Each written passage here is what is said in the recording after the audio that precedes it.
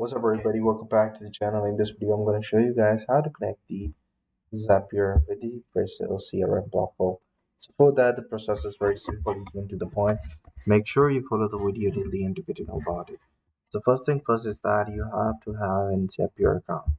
In order to connect the Zapier with these Freshsales, you first need to have a Zapier account. Once you create the Zapier account and you are in your Zapier account, all you have to do is to find the app connection over here. Once you do that, you will be redirected to this option. Just click on the add connection option. Search for the first sales and you will see Freshsales Classic and Freshsales Suite. Click on the Freshsales and it will redirect it to you to another window.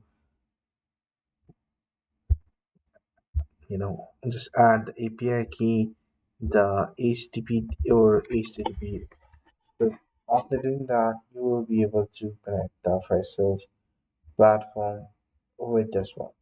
So in order to get the API key, what we have to do is to go to the profile.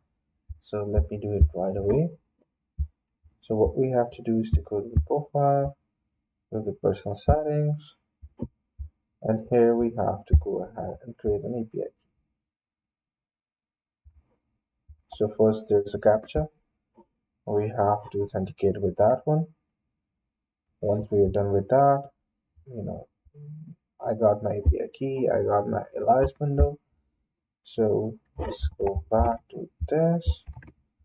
Here, I'm gonna paste my API key. I'm gonna paste my API bundle,